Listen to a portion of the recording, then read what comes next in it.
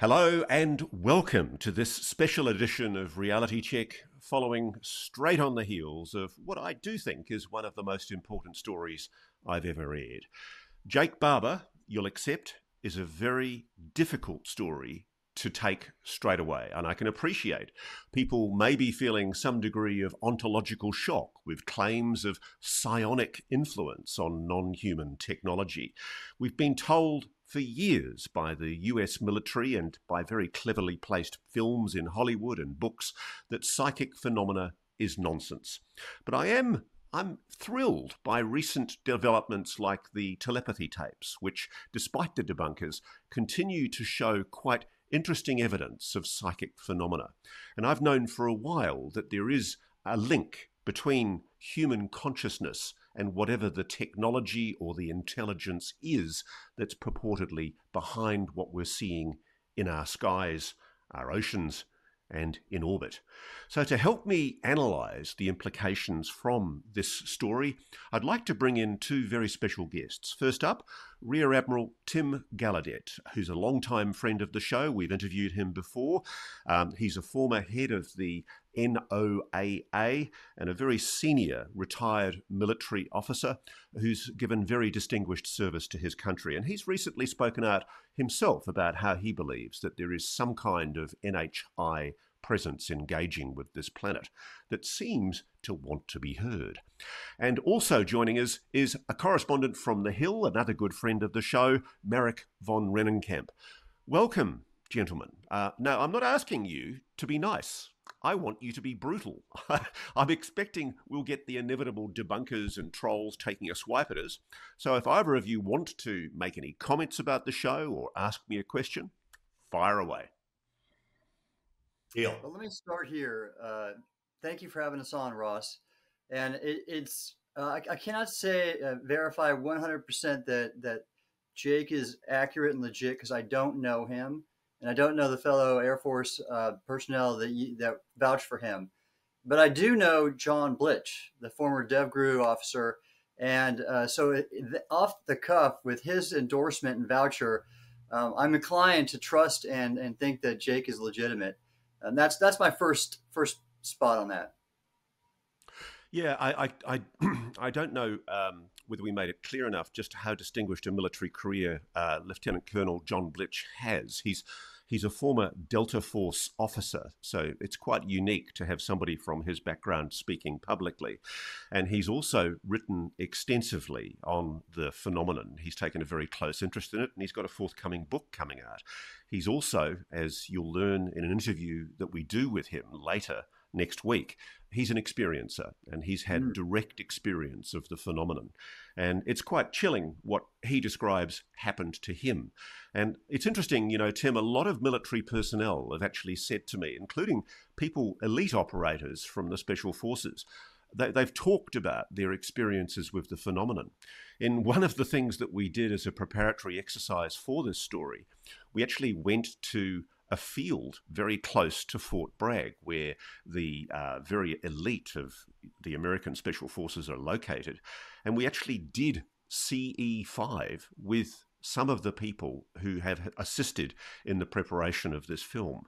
They are very, very interested, a lot of these elite military operators, in this kind of phenomena. They do not dismiss it. And as you say, Colonel John Blitch is one of those people. And the other two people, Don and Fred, who backed up Jake's story, and they have first-hand experience on the range with Jake, which is quite extraordinary.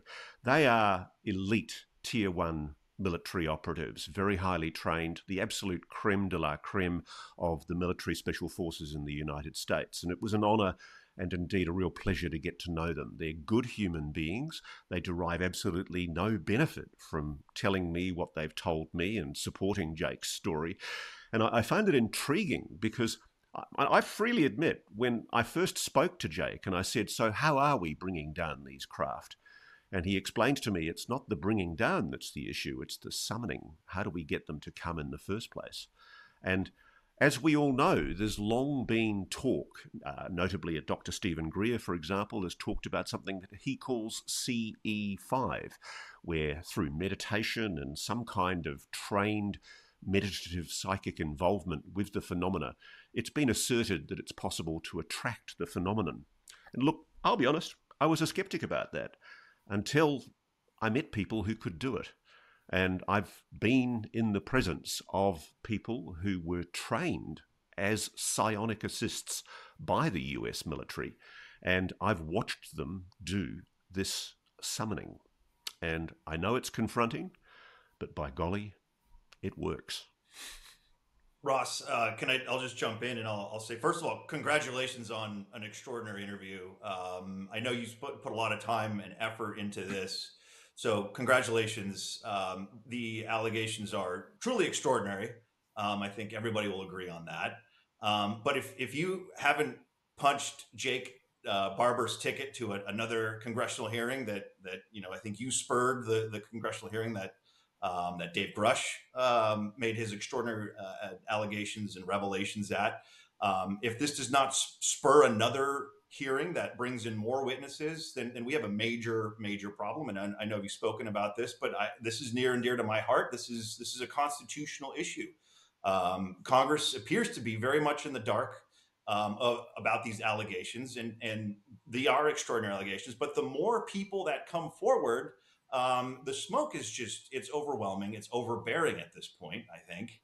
And kudos to you. And I think, Ross, when we spoke last several months ago, we spoke of kind of a critical mass of whistleblowers coming forward. And I think this is a major step forward in having kind of that mass of individuals, right, that is self-sustaining at some point, that we hopefully will get more clarity and get more investigation and true investigation. The hearings on the House Oversight Committee, while I think informative, I think we need something with teeth. We need subpoenas. We need some real steely-eyed, a very hard look at this. And if Congress isn't up to the task, then the incoming Trump administration really needs to shake things up. I agree with you, Marik. I mean, I've had months of people, in some cases, abusing me or threatening me because they get angry that we're not just saying everything we know. And I think one of the problems out there in the field of social media and UAP world is a lot of people have no idea how hard it is to persuade somebody like Jake to speak publicly. It has been over 2 years now. It's been an enormous job. Basically persuading him of the merits of coming forward and persuading him that he can feel safe about doing it. But the thing I really admire about Jake, and I think we explained this in the story, but I want to re-emphasize it. He explains in the story that the people that he liaised with in the Pentagon's UFO office, they've confirmed to him that what he saw on the place he terms the range was alien tech, NHI tech, non-human intelligence technology. And that's key. And what people need to understand is before we put Jake on television, we've actually gone through the process with him of watching him give evidence. So we've been with him when he's gone back, and actually I was consulting with him on the weekend when he was actually telling his aerospace employer that he was concerned about the safety of himself and the safety of his men. There had been a confrontation that we're not going to go into a lot of detail about, but basically his team came to the conclusion that their lives were under threat. It doesn't get any more serious than that. They also came to the conclusion that they believed that people they knew have been murdered to protect this secret. And moreover, there's been ongoing threats and intimidation of people to protect the secrecy of a program that, frankly, I know Congress has not been properly briefed about. Just to address one thing you say as well in your commentary, yes, Jake has given evidence to the Senate Select Committee for Intelligence, but the way they do this is very interesting. I think there's a cordon sanitaire. They protect the politicians by bringing in witnesses like him who are so explosive, and they sit them down in front of the staffers. Yes, it's all recorded. It's all done according to the proper form in a SCIF. and they're, properly attended by all of the very senior staffers. But what concerns me, the reason why Congress, I think, is aware but also not aware at the same time, is because you have this ridiculous situation where congressional representatives, they're frightened. They're scared of this UAP issue and they're intimidated by it. And so they send their staffers, often their legal counsel, along so that they have legal professional privilege to protect the secrecy of what they've been told. And there may very well be a private briefing. I know because I've spoken to senators in particular who have been briefed about these allegations. But what's happening, I think, is a timidity, a fear. And we know, I mean, I'm not going to name names, but we know that there have been people at very high levels in some of these committees who have basically misused their positions to suppress public awareness of this issue. And I agree with you. At the heart of this is a constitutional issue. I mean, when somebody like Tim swore an oath to serve as an officer in the US Navy, which he did, and reached the absolute pinnacle of the US Navy, he swore an oath to the Constitution, not to the US Navy. He swore an oath to the Constitution. And the lawyer in me, the attorney in me, feels that that's an extraordinarily important obligation.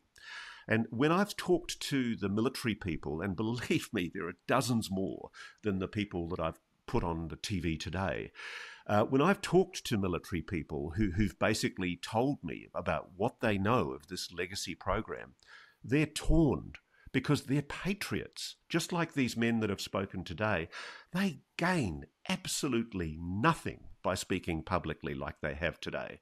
All they gain is a whole lot of hell. They're going to suffer the slings and arrows of trolls and debunkers. There'll be the inevitable attacks on them. Sure, every little detail of their personal lives will be dredged through and they'll be looking for and they'll throw it at them, just like they did with David Grush. And frankly, it's a disgrace. I think part of the problem at the moment is the UAP community needs to take a long, hard look at itself and stop treating this like entertainment. It has to acknowledge that this is serious. We are talking about egregious breaches of the law, including the criminal law. And so Congress, the mainstream media, the president, the incoming president, they all need to wake up to themselves and realize the significance of what this reveals. Tim, I guess I don't expect you off the top to endorse, and I would be shocked if you had done. I don't expect, and I never expected either of you to endorse the credibility of Jake Barber, because it's been a proving process for me over literally years.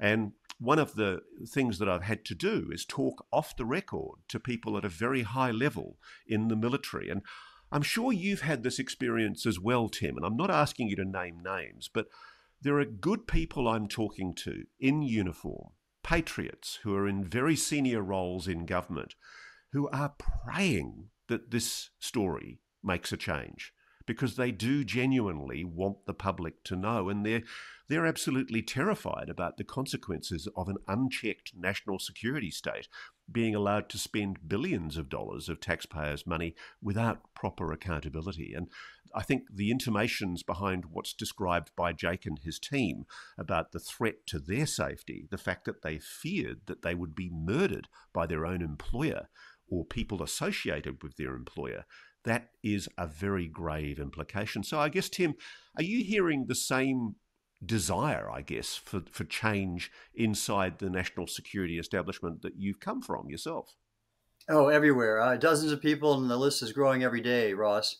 And in fact, that's why I wrote the op-ed I did after I testified in the last congressional hearing, where I contrasted my testimony and that of John Kozlowski's, and stating the fact that the government is keeping UAP largely classified. And I think it's time now for the public to know. And I do that out of the sense of patriotism that you just mentioned, Ross, and as does Marik. He served in the government too. And we want the truth. That's what we're pursuing here. And I actually, though, I will go and say a few comments about Jake.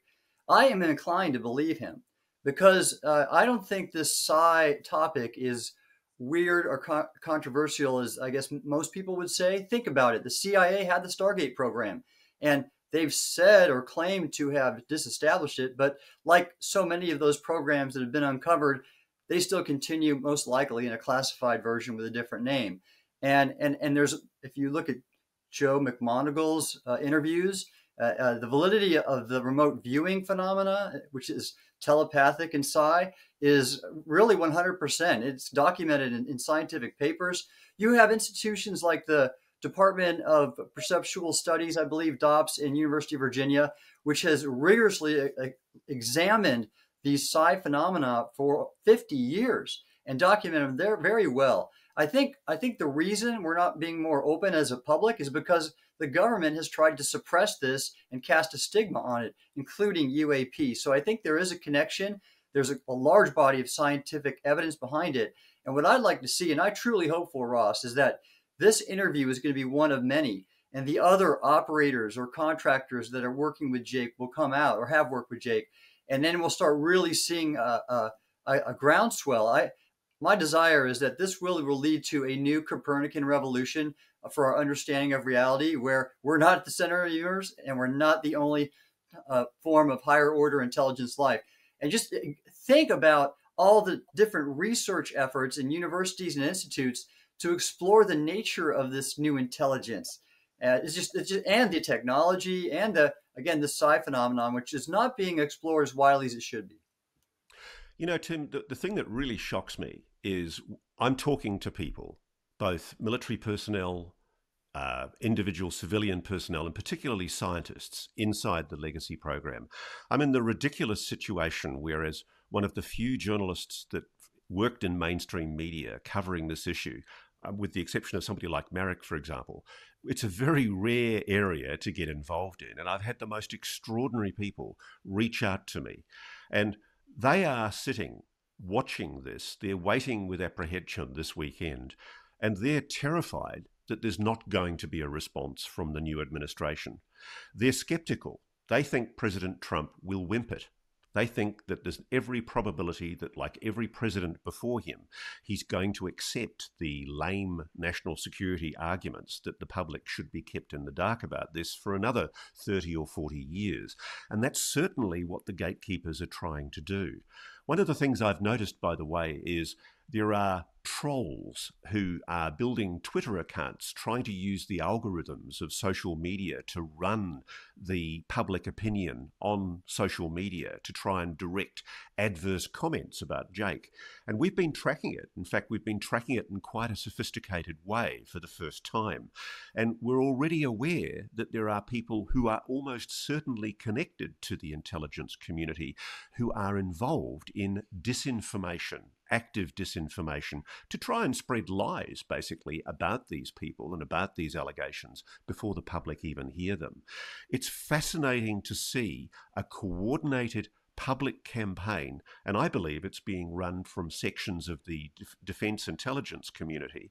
And if you remember, Tim, you'd know your law, Executive Order 12333, it forbids the running of intelligence operations against the American public by any intelligence agency in the United States. And Marik, you're probably aware of that as well. I think the implications of this story are enormous, because what it suggests is that there has been an intelligence agency for whom Jake worked and acknowledged that he worked as a non-official cover, basically working through a private aerospace company, and they are essentially administering a program which is being kept from Congress and from the knowledge of presidents. That, to me, I think, is the gravest implication behind what we've exposed today. Absolutely. And if these allegations are all true, we're looking at, number one, just as you said, a constitutional crisis, but also this potential intelligence operation against American citizens, right? So you have two strikes, nothing short. If this is all true, I mean, you could easily see a church commission 2.0, right? Which is the famous congressional committee that was stood up in the 70s to investigate abuses by the intelligence community. You can easily see something like that being stood up as these whistleblowers continue to come forward. And I just want to make one point to the your listeners and your viewers, Ross, and that is that I think it's easy to get lost in the the hype around one whistleblower, in this case four, but this is much broader, right? We've had Chuck Schumer, previously the speaker, pardon me, the Senate Majority Leader, put forward 64 pages of legislation that alleges exactly what Mr. Barber alleges, and we've had Dave Grush, a whistleblower, go under oath to say the same thing. We had Lou Elizondo go under oath to say the same thing. Admiral Gallaudet, right on this call, went under oath, and I don't think you had firsthand knowledge, but I think you testified to the fact that you believe that this is all that these alleged programs do exist, and that information, extraordinary information, is being hidden from the American public. And it's not just those individuals. We had very credible people in Congress. Senator Marco Rubio, likely to be the Secretary of State in the incoming Trump administration. Sounds like he's going to sail through the confirmation process, has said some extraordinary things and vouched for the credibility of these whistleblowers. So look, it's easy to get wrapped up in one story, and this is a huge story, Ross. Again, kudos to you. But let's keep the bigger picture in mind. And I just want to add one thing. I have confirmed with Dave Grush. And again, most of your listeners and viewers might know, but briefly, Dave Grush was a former high-level intelligence officer who conducted a lawful investigation of these alleged retrieval and reverse engineering programs, testified under oath that he had 40 witnesses that he built a case on over 40 years. And I spoke with Dave, and this is interesting. He mentioned that Jake Barber is not one of his 40 witnesses. However, Barber is clearly, and all of the three individuals, the operators that corroborated his story, at least vouched for him, are clearly high quality witnesses that are saying the exact same thing. So unless somebody's writing some extraordinary fan fiction for who knows what end, these are all allegations that we need to take extremely seriously, precisely because we're hearing the same thing over and over and over again. Yeah, I Ross, can tell you. let's then America's spot on, and I want to pile on that and address the incoming Trump administration, as you pointed to. In addition to Secretary Rubio having spoken out about UAP, we also have John Ratcliffe, of course, who's likely to be the CIA director if confirmed. He's done the same, and then Mike Waltz has also done that, and he is likely to become the next national security advisor. And so those are three real positive potential allies in this effort. And know a couple of other things, and I can say this with authority because I was the Trump appointee, that he is disruptive by nature. I think no one's going to argue that. And if anything could be more disruptive for the status quo, it'll be UAP disclosure. So there's an inclination there. He's also has tended to stack his administration with innovators. For example, the next director of the Office in Science and Technology Policy, Michael Kratsios, a good friend of mine, an ally when I was in the administration. He was the chief technology officer in the White House. And I could see him looking at the technology spin-off potential of this as being great. And the other thing, and there is a desire, there was in the last administration, there's a desire in this one to show American leadership. And I mentioned that in my Hill op-ed that I mentioned previously, that this is an issue where we really stand to do that in the world. And I think when opportunities are presented like that, they're likely to be moved forward. And so that's actually a role I'm taking on. I made this recommendation for the Trump administration specifically in my op-ed. And as people start getting into office next week, I'm going to be engaging them. One of the things with Tim, I really admire you as such a senior retired military officer taking the courageous step to speak out. And a lot of people watching this, and I know I've got friends who I spoke to before this program, and they encouraged me. They're in uniform, very high levels, and they encouraged me to go ahead with the story. One of the things I always do as an investigative journalist is I go to sources and I say, look, I've got this story. For God's sake, if there's something I need to know, I know, there's top secret SCI compartmentalized clearances. There might be something I don't know. For God's sake, let me know. Tim, one thing I want to ask you, a lot of people wrestling with the decision about whether they should come forward or not. They're looking at you because you've taken such a strong leadership role in such an admirable way. Have you suffered blowback? Has this damaged you at all in your standing amongst your military peers? Have you suffered threats or intimidation of any kind for taking the stand that you've taken in so courageously speaking out and revealing your knowledge of the existence of this possible NHI phenomenon? Well, the answer is yes and no, Ross. In fact, I was at a professional society meeting this week, and a few people I know talked about it, but it was all in terms of support. And otherwise, my reputation as a scientist is really kind of unchanged, because some of these communities in ocean science and atmospheric science aren't necessarily following this topic writ large. So professionally, no. It's only been in some of these media outlets that these professional trollers, as you mentioned, whose credibility and integrity are near zero to me, and who I really don't take any stock in. That's been the only source of blowback, and that's just going to happen. It goes with the territory. I testified in front of Congress probably 12 times in my life, so it's just what comes with the territory. I can handle it. So, Marik, help me here, my friend. You know the Hill. You know the politics. What are those jelly-backed, weak politicians going to do when they get this story? Are they going to respond? Do you think there's going to be any change? That, Ross, that is the and I like the way you framed it. Thank you for that. I'll say it. I'm down here in Australia, you know, so no, they can't get at me down here. That's right. Look, I mean, if it were up to me, every alarm bell on the Hill would be going off, and every office should be going off. And I fear that most people just in the government. There's something called agenda inertia, right? There's always some other pressing issue. There's always China. There's always Ukraine. There's always the Gaza potentially ceasefire. There's always another issue, and I can see how UAP is continually downgraded, intentionally or not, because there are other burning issues at play. And that I fear, and I'm going to go back to what I said earlier, but I fear that people lose the big picture of where we are and what has happened over the last 5-6 years in this on this extraordinary topic. Much thanks to both of you gentlemen. So I hope that people on the Hill, staffers, do not view this in isolation and realize that there's a heck of a lot more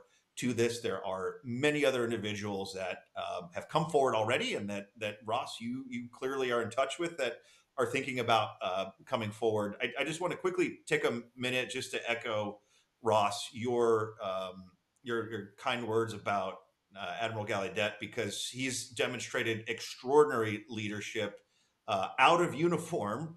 And as I think many people know, he took this very seriously when aviators off the East Coast were observing UAP. This is something that alarmed him, and he is standing up for those guys that maybe because of stigma or because of a lack of process or procedure or what have you, were not able to stick up for their own air safety needs, right? Their own safety of flight needs. So a credit to you, Admiral Gallaudet, for bringing your voice. I mean, it's not everybody we have every day that we have a chief meteorologist of the Navy, I believe, and a former acting head of NOAA, which is just an extraordinarily important institution and government agency. So thank you for that. Well, thank you, Marik. And I want to say kudos back to you for your courage to speak out. I know you're taking the same risk, but you made a couple of points, and I want to add to one of them about all the wrong that is in covering up this issue of UAP. And another is a use of our taxpayer dollars. If any of our taxpayer dollars are being put forward to pay these contractors that are engaging in corporate warfare, that's a problem. That is not how Americans want their tax dollars spent. And so another opportunity that the incoming Trump administration has is to restore trust in the government, because it is at an all-time low. And just for years, it's been declining. I think the last 4 saw a degree of dishonesty that shocked a lot of Americans. And so there's a chance to change that. And I think coming forward with UAP in a deliberate, controlled fashion might go a long way to restoring that trust. So, Tim, one of the things I've been wrestling with is an explanation of how something as monstrous as this kind of cover-up could possibly be perpetrated without the public knowing about it, without it being officially disclosed. You've worked inside the defence establishment. How do they keep this sort of stuff secret? I mean, why hasn't it leaked before? Well, this is why your interview with Jake is so interesting to me, because you could tell without him coming out completely the levels of compartmentalization, if you will, how compartmented is that what I want to say, that effort was. He was just security and logistics. He didn't talk about the operators on the ground attaching the sling to the object or whatever else, the exploitation that's going on afterwards and wherever. And so that was interesting. That just showed the compartmented nature of that is one reason it's been difficult to get out. Money, power, all those reasons, those are factors. And again, I think someone else has said this before. I have too, that there are a lot of technologies and modes of operation and tactics, techniques, and procedures that the public does not know, and I don't want them to know in terms of how we conduct intelligence and counterintelligence, that have not come out. So we're not great, but we are pretty good in some areas about keeping things under wraps. So it doesn't surprise me. However, when you look at what's being revealed now, things like Roswell not being a hoax, other UAP crashes occurring, and we're seeing and hearing about largely being reported by terrific journalists like you. I think we're seeing that what's happened is things have come out. However, the government has done a very good job at stigmatizing and putting disinformation out to discredit the information that has been reported on. The one thing I wrestle with is, I said earlier how I really did. I mean, I went out of my way to give anyone a reason for me not to run this story. You know, is there something that's so sacrosanct, I beg your pardon, about the retrieval program that means that it shouldn't be revealed? You know, one of the arguments that I've had very weakly put to me by somebody quite junior in the CIA was, I suspect, a speculative comment. They suggested, look, maybe what this is all about is protecting technological advances that have been made using this technology that's been recovered, and we don't want to show our adversaries that hand. And Tim, I'd like to get your comment on that. I'm going to promote you. You're the president. You're sitting in the Oval Office. You've just been elected, and a carping journalist like me from outside is begging with you to reveal the UAP program. And the head of the CIA Office of Science and Technology, probably OGA, walks in the door and he says, "Mr. President, if you reveal this, you are going to blow open the biggest secret in American history, and you will jeopardize the biggest technological advances of our time." Do you believe, Tim, Mr. President, that the disclosure of NHI, the existence of a non-human intelligence, is possible without compromising the kind of programs that we're talking about? Absolutely, I do. And that was the whole purpose of the Schumer Amendment, the UAP Disclosure Act, also called that, and that it put forward a process for the president to approve controlled disclosure. And I am absolutely on board with protecting technology secrets, national secrets, for national security. Of course, yes. But the public can know and should know that we are not alone, and we should be researching that and getting a better understanding of where we're at. How are we going to advance with a national strategy of ignorance, as Chris Mellon would say? And Marik, I'd like to get your view. You're the vice president. You've got to make the decision as well. What would you say to that? I mean, I'm really interested because at the heart of this, there is this argument that continually is raised by outsiders that the most plausible reason for the continuing cover-up is the argument that it's a slippery slope, that if you disclose the existence of NHI, you then disclose inevitably the existence of these programs. And I don't buy that on the level. I know from my own sources that the Russians and the Chinese already know that we've recovered technology. In fact, I'm told that in the very early days of Glasnost, we actually collaborated with the Russians on a retrieval of a craft in Russia. Now, of course, things have frozen since then, and there is obviously hostilities between Russia and America, and we are, sadly, on the brink at times of war or possible conflict. But Marik, do you think that disclosing the existence of NHI would inevitably jeopardize national security projects of enormous significance. So, assuming there is NHI and all these programs exist, got to be a good journalist and be objective here. I agree completely with Admiral Gallaudet that no, I think that it can be done. However, if these allegations of contractor on contractor firefights, I mean, if anything like that is remotely accurate, um, the gatekeepers of these programs, these alleged programs, I can see them fighting tooth and nail because, as they say, the cover up often is worse than the crime, right? And we're dealing with a massive scandal, so I can see why certain individuals would be fighting tooth and nail against disclosure to the point of potentially blackmailing or threatening politicians, lawmakers, and so on and so forth.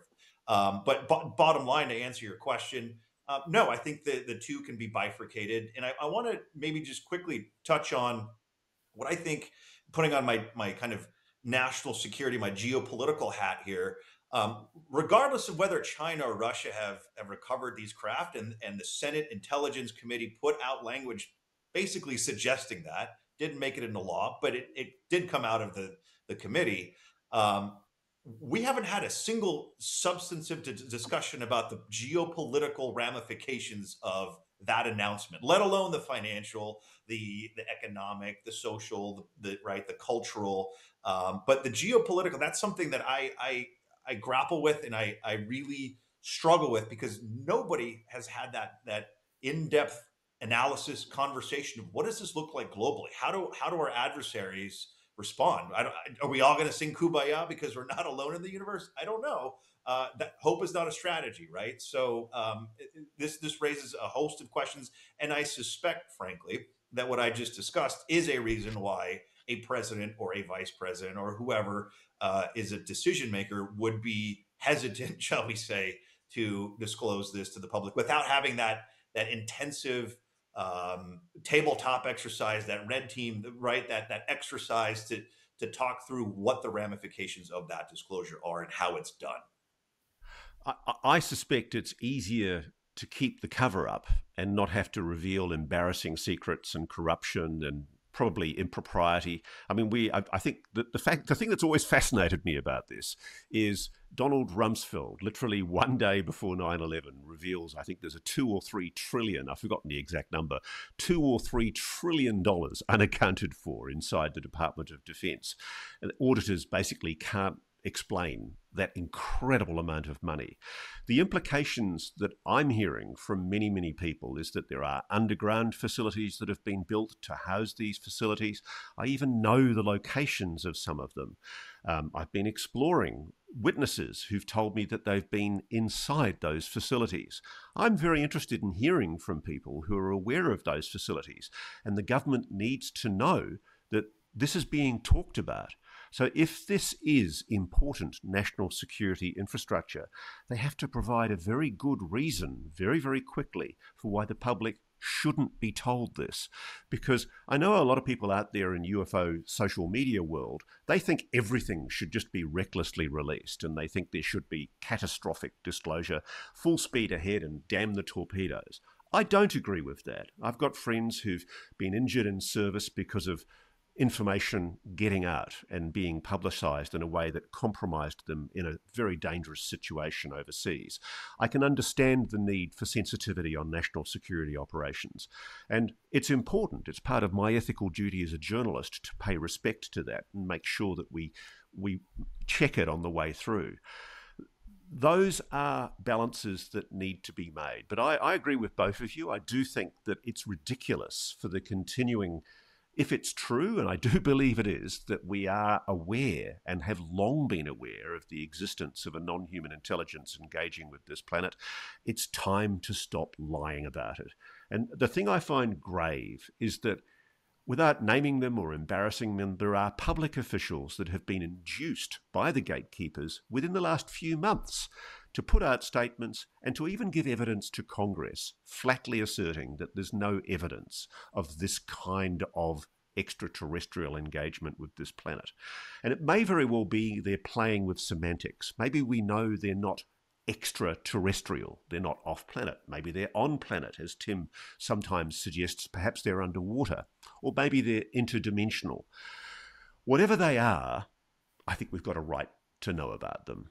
And I think the public impatience is going to mount as a result of today's story. But I don't expect it to be the definitive moment, but I'm certainly grateful to both of you for giving your contribution to today's show. Thanks to both of you. Thanks so much for having us. Okay, so I'd now like to bring in scientist Dr. Jim Segala to get his commentary and expertise on some of the things that Jake Barber has described in the story. Jim Segala is a physicist engineer who's spent much of the last few years researching anomalous phenomena, especially around the Uinta Basin, where the Skinwalker Ranch is located.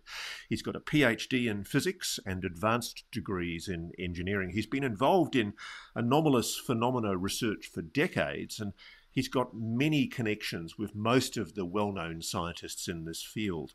And most interestingly, of course, he worked very closely with the ORSAP BAS program studies that were run out of the Defense Intelligence Agency at the Skinwalker Ranch, where a lot of experiences reported anomalous phenomenon. So, Jim, welcome to Reality Check. I'm obviously really keen to hear from you whether you think there's any similarities between the kind of things that Jake Barber's described, the anomalous engagements with whatever this object was, this craft was, and also the lesions and the injuries that he's describing. Yeah, so it was actually quite fascinating. As I watched the whole film, it was actually quite interesting. As you get to certain segments of it, you say, okay, I've seen that before. Yep, I've seen that before. And it's all and one of the nicest things is that somebody put it in the context of somebody was boots on the ground, handling something that was obviously anomalous or unknown in nature, where most of the interactions that I've investigated with other scientists, there was really the actual object that created the phenomena wasn't local. It was someplace else. You know, it might have been buried, it might have been someplace else, but this time it was something that was very, very local. But what's great is that you get the same kind of reaction, the emotional reaction from the people, and the physical reaction of your physiology changing or your medical injuries coming to bear. So let's just have a quick look at the clip that we're talking about. I think this is the one where Jake describes the experience of escorting an unknown object in a box from somewhere in Africa back to the United States. Let's just take a quick look to refresh our memory of that clip. We transported what we called mystery boxes all the time. I have no idea. It could have been empty. It probably wasn't empty, but we don't know what was inside the boxes. And what were you told if somebody tried to seize that box? What were your orders? We maintained the authority to use lethal force if anyone tried to seize those boxes. So whatever that box was, it was extremely valuable to the US government. That's correct. And after this particular mission, me and everyone on my team got extremely sick, like physically ill in the hospital.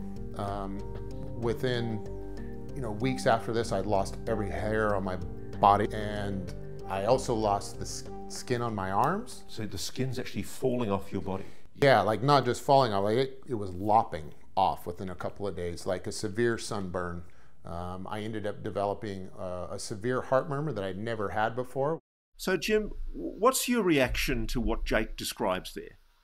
Well, it seems to me that he was in contact with some type of energy, you might say, that left a medical footprint on his body. And that's not something that you can manifest in your head. So obviously something actually did happen to him. There was no question that something did. And there was a lot of other things that happened to him during that period that he narrated, that in his narratives, that led me to believe that, he was very earnest about this. I mean, so I believe this actually did happen to him. There was nothing construed. And to have those things happen was, very similar to other types. What would cause, for example, skin to literally peel off somebody's body? What kind of exposure causes that? So sometimes radiation will do it. So if you ever have any problem with your skin radiation, they do electrons. So they'll actually shoot electrons at your skin and give very, very localized radiation deposits into your skin, which would cause it to have local lesions on your skin. And sometimes you get enough of it, and it will start separating from the dermis. It'll start actually separating and coming and peeling off. And I've had many patients describe this and show this and talk to medical doctors. And actually, this was something that was pretty prevalent when people actually came into contact with dangerous type of objects. The other thing that Jake described were lesions on his body. Have you had that experience yourself with witnesses and other experiences who've been exposed to anomalous phenomena? Yeah, so what happens is that as your body absorbs this energy, it actually does something to it. So your DNA absorbs it. It actually will affect your DNA. It'll break it apart and turn it into almost like a cancer type of thing where it'll actually have a reaction. So you'll get the dimples, you get the bubbles. It'll almost look like a herpes, but then when they look at it and they actually biopsy it, it's not a herpes. So you'll get these lesions on your skin. Luckily, most of these things dissipate after maybe a week or so. But sure enough, there's a lot of people that have reported that they get these lesions, and they're of course very frightened. Nobody wants to have these things. Sure. There's a few photographs that you very kindly sent us before we went on air. Can you talk to those? What do they show? So those are instances where people have, first of all, witnessed something anomalous. Like they looked up in the sky, there was something floating by, there was an orb, there was a UFO craft. They were never alone. Most of those people were not alone. Other people seen it, but these particular people came back like a day or two later, or actually 24 hours later, and started developing these bubbles on their skin. So these areas, these blotchy areas that have these pimply areas, almost like they very, very locally burned or actually had a radiation treatment very locally. And then, of course, that led to discolored urination, all the signals that you get or all the symptoms you get when you have exposed or absorbed some type of radiation. One of the things that are very interesting is he talked about his heart murmur. One of the interesting things that happens when you have an interaction with these entities and you have this energy that's coming from them, your body reacts in a very, very sinister way. You get into a fight, flight type of thing where your immune system kicks up, your capillaries shrink, so your blood pressure goes up. Then you start getting into this whole autoimmune reaction. And when you get an autoimmune reaction and your body's trying to fight something, it doesn't know what it is because it can't understand what this energy or this thing is coming into your body, but it could affect your autoimmune responses, affect your heart valves to the point where after a certain period of time, they could develop a murmur. So when I heard that, I said, yeah, that's definite, because then I said, at this point, he definitely got something into his body that that body just did not understand, and it caused this reaction. So that's when I said that's pretty genuine what was happening to him. Wow, so you've seen these heart murmurs before? Yeah, we have several people that actually went away. In fact, there's a great study right now that I'm working on with another scientist where we're relating people that have these experiences with onset of autoimmune diseases that they're having. One of them actually leads to problems with the cardiac system. So yes, I've seen a lot of this. I mean, there's no suggestion there that the energy that's caused these injuries is being intentionally applied. I mean, do you get the feeling it's like an incidental consequence of exposure to an object that might not be intentional, or do you think that the people that are being zapped are being deliberately zapped? No, I think it's actually, to be honest with you, I think something is trying to communicate with them. I think somebody's trying to give them something intelligent. Some people can interpret it, some people can't. Some people just think it's like, oh my God, what's going on? I got a headache. The other people actually say, oh, I just got a message from somebody, or I feel about this thing. Jake actually said, he felt great. He felt like all of a sudden he felt like amazing. I think that might be the message. So, you're standing in the path of some kind of communication that we don't understand from some type of entity we don't understand. What it does to our outside body, leaves lesions, it leaves marks, it leaves some, medical footprints. What it does to our internal body, it gives us, it gives us feelings, and it makes us interpret things in our brain. Our particular brains try to rationalize everything. So you end up feeling amazing, or you feel scared, or you feel, so what happened to Jake is definitely something that somebody was trying to give him information. So let's roll back a little bit. I mean, I think when I first met Jake, the biggest issue I had with his story was not actually the issue of the United States government secretly being involved in retrieving non-human intelligence spacecraft. I think I could cope with that. The big thing for me that I found very confronting, and it's taken me 2 years to come to terms with it, is this idea of psychic or psionic engagement by human consciousness with some kind of non-human technology. We don't even know if it is a technology. We don't know if these craft, so-called, are craft. They look like craft. But can you even begin to try to explain to us what's going on there? Are you familiar at all with the idea of the human mind making a connection with some kind of non-human phenomenon like that? Yeah, so I think it's a conclusion at this point that whatever this is not a radiation source. It is a information source that actually happens to be absorbed by your body in that looks like radiation. But I think primary is that whatever this is trying to communicate to you. And so I've done a study over the past 3 or 4 years through the Institute with Hal Puthoff, where we've actually put people in a situation where they were in areas that have UFOs or have UAPs present, and we took their narratives out and also looked at the surrounding signals around them. And sure enough, they always claimed in their narrative state that, I felt like I was being instructed to do something, or I felt like I was being told that I should be doing something, or I was told that something is amazing and having a wonderful period.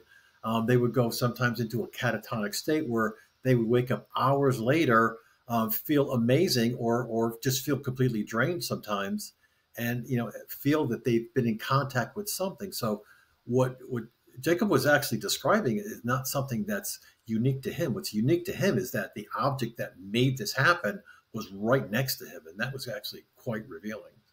So had you heard the term psionic before?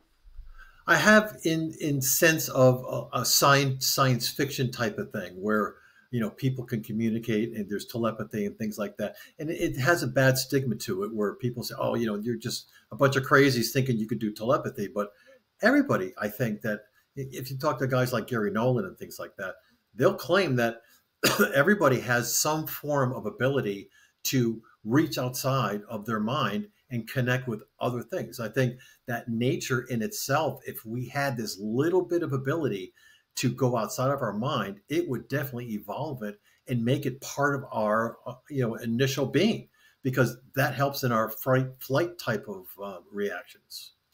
So can you talk at all to the science that might be behind how the human brain, human consciousness, could possibly engage, if it's real, with a non-human intelligence of some kind? Sure, we have. I mean, if you think of what our brain is, it is like a big ion moving machine where you have all these ions. What ions are is these charged particles that move through your body. And anytime you have a charged particle, it could be affected by outside sources. But what's interesting, a charged particle, these particles could be entangled with other particles that might not be local to them. It might be outside of their head. It might be on the other side of the earth. But we know for a fact that things like that, these particles get entangled. So if you have a neuron and that neuron happens to fire, and that maybe that neuron fires and it says, oh, you're looking at a flower right now, but that neuron is attached to or entangled with somebody else that has a different feeling or an entity that might be able to control that. And they have this like initial blast to you. You might say, oh, look at that flower, but there's no flower there. So there's this entanglement going on between, neurons and brains and all of these ions that are flowing in your head. But I guess what I have difficulty with, I mean, it does sound like science fiction. And the interesting thing is, if it's true, if what Jake is saying is true, the US Air Force never stopped operating the Stargate program. I mean, you talked about Hal Puthoff there. I mean, of course, one of our friends, Hal, was long ago in the 1970s through SRI involved in groundbreaking research with people like remote viewing. Uri Geller, Yeah, sure. Yeah. looking at the whole issue of telepathy and psychic phenomena. My understanding is that, and of course this has been made into a Hollywood movie, the George Clooney movie, The Men Who Stare at Goats. Yes. My understanding is that the whole thing was poo-pooed and played down. But what really shocked me when I started doing the background research for this story, I looked at the history of the CIA's Stargate program. And even presidents at the time, President Carter, for example, were acknowledging that there had been successful use of things like remote viewing technology to assist in the recovery of an aircraft in one case. It does appear that while you've got the official position in modern science is that telepathy, psychic phenomena, that kind of non-local engagement of the human mind with something external, it's dismissed as nonsense. And yet it's quite clear, if you look at the succession of documents in the CIA archive, they've continued that research over many, many years. They never stopped. Is this something you're familiar with? What do you know about the whole science of the idea that the human brain could possibly engage with something outside of the human brain, other than just normal verbal or written communication? So, ironically, I worked for Hal in his institute in Austin for 11 years, and one of the experiments that he asked me to do was, he said, if I took two sentient objects and I separate them, and if I took two sentient objects and I had them together for a little while, and then I separated them, and I convinced the other ones that there is no physical connection. Like, I put them in a Faraday cage, I put a barrier, and I do something sinister to one of them, will the other one react? Or if I do something really nice to one of them, will the other one react? So we took epithalamus cells and we put them together, and they let them entangle, separated them, and maybe we put a little some Clorox or something bad into one of them. And after enough trials, we found out that we can get two cells to communicate through a barrier, through either a Faraday cage, meaning that there's no electromagnetic signals, or we had them enclosed so there's no chemical signal, no fermions or anything. But we got them to communicate. We had enough statistics to show that there was actually a communication. So that's suggesting that there is something about sentient life, including intelligent human life, that has a capacity to communicate that we don't yet understand. I'm just wondering, it's a long shot, but have you watched or listened to the telepathy tapes at all, which is this new I podcast? did not. I've been advised to. They said it was very interesting. And what I'd like to do is I'd like to kind of stay more down into the actual, how the mechanisms that happen, as opposed to how people are actually implementing this great science. It's funny, because when I first got into the Jake story, it's a bit like alien abductions. I don't for the life of me know how to report the allegations of alien abductions. And it's one of those stories that I don't stay away from it, because there are many good people I'm talking to who tell me it's happened to them. But for the life of me, I don't know how to report it. And similarly with the allegations of psionic or psychic phenomena being behind how we are flying, actually operating in some cases, or perhaps remotely controlling these craft, or at least communicating with them, that has implications which are absolutely extraordinary. But from what you're telling me, you wouldn't rule it out as a possibility. No, so the mechanism, I think that we can definitely say that it happens. What the actual underlying mechanism, is it entanglement? Is our ion channels being entangled? That we don't know, because we've never actually been able to isolate that. It's more of a hypothesis. Do you find it plausible that sections of the defense and intelligence community could have secretly worked on psychic phenomena like this? I mean, the implications of this are that there are people, psionic assists, as they call them, who are working secretly with the US government. I'm told, allegedly, a lot of them are people of indigenous Native American background. Do you find it even plausible a secret like that could be kept in this day and age? That's, I have spent a lot of time in the government, and it's like everything is, isolated, and there's a lot of pockets within the agencies that do special projects. And I know that I've been on some with the DARPA initiatives and things like that, where you don't talk about this with anybody. So I would believe that there are these projects out there that might be looking at this, though. But do they matriculate up to the top? I don't know. And have you ever heard stories of a retrieval program of non-human craft yourself during your work Well, with BAS or ORSAP? sure, with Hal. I mean, Hal, that's what he spent 15 years trying to do, is get the technology. So but I went with him to Congress, and I sat there in meetings with him trying to explain to the people, the Senate Armed Service Committee and those kind of committees, what we're trying to do and trying to get some of these items, because that's what Hal's lab was all set up to do, was to investigate this. So yeah, I've been watched Hal frustratingly trying to get a hold of this stuff. What do you think is going to come out of Jake Barber's allegations? You've seen the story. What do you think will be the blowback, the result?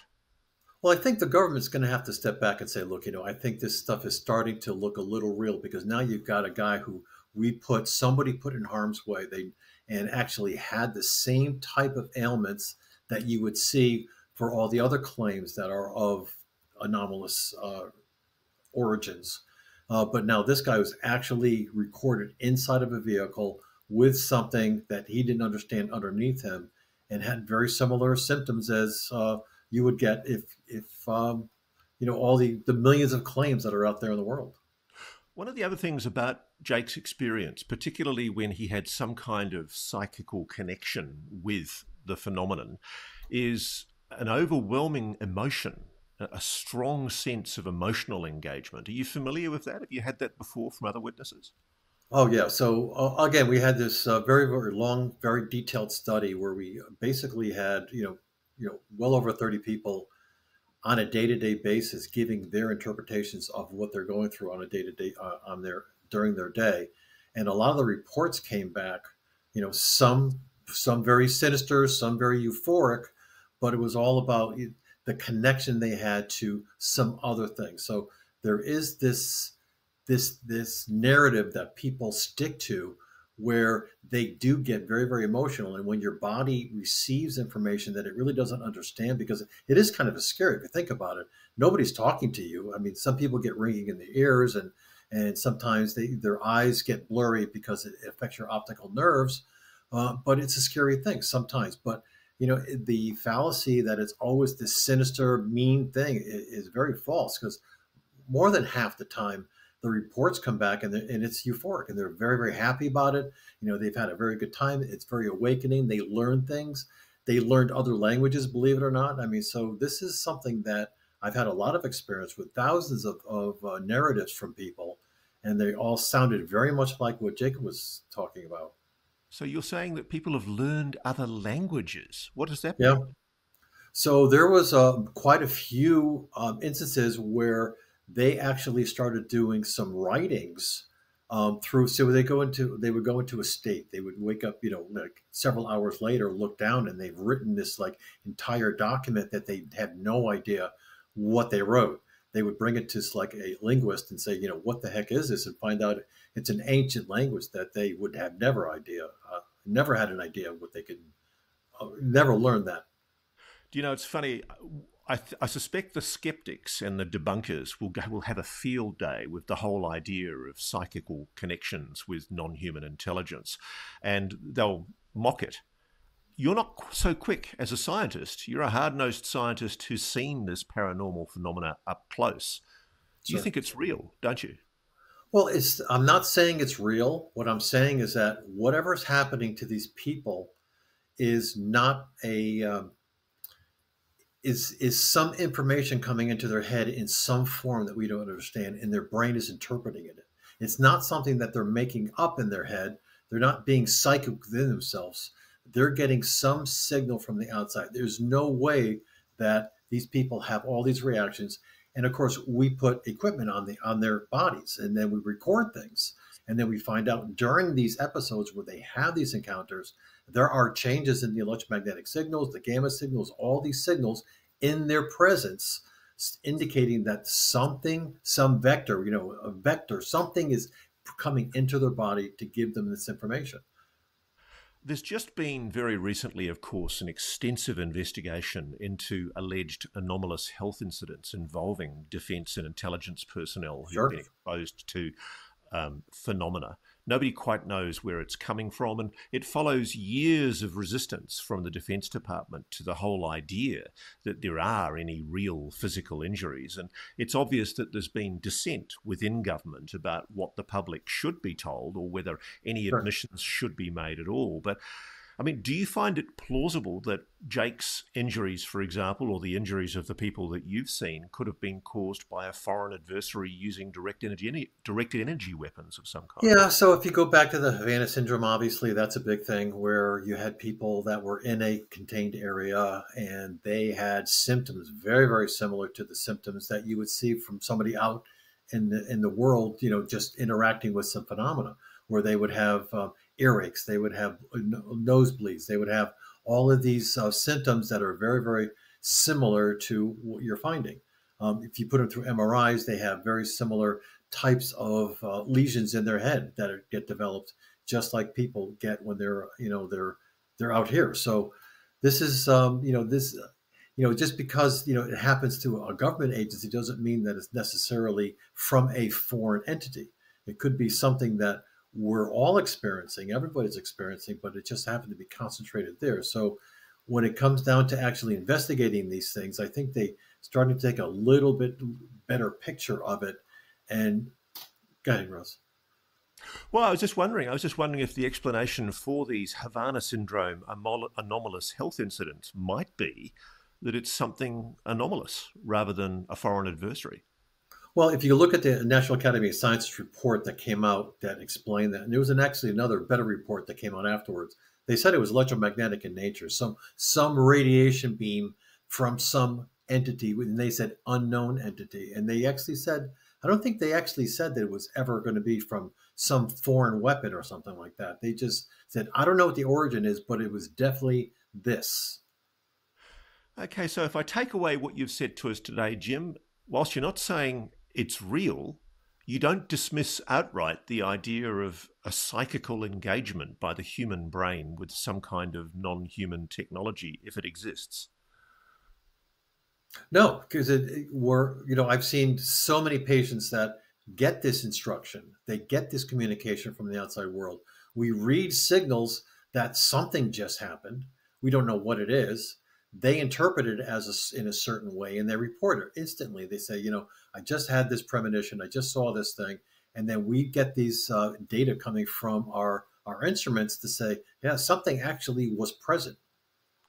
The exciting thing, I'll tell you, about the implications of Jake Barber's Skywatcher initiative that he talked about in the show is that they are now collaborating with the Pentagon's UFO office, Arrow. And I can reveal that Arrow has expressed an interest in accompanying the Skywatcher team on one of their attempted summonings of a UAP. And I wouldn't be surprised at all if they're there on one of the first experiments. And I have to say, it reflects a refreshing openness on the part of the new Arrow director, Dr. John Kozlowski, who, unlike his predecessor, Dr. Sean Kirkpatrick, is showing a genuine scientific curiosity. A bit like you, Jim Segala. Maybe we should get you along on the same thing as well. Sure. Well, something tells me, Dr. Jim Segala, that as a scientist who's showing a commendable curiosity and actually doing the work to make an assessment of what's really there, you're way ahead of the pack. So thank you so much for giving us your wisdom, and we'll look forward to talking to you in the future. Thank you very much, Ross. Thanks for watching. Go to joinnn.com to find News Nation on your television provider. And please don't forget to click that red subscribe button to ensure you get more of News Nation's unbiased and fact-driven news coverage.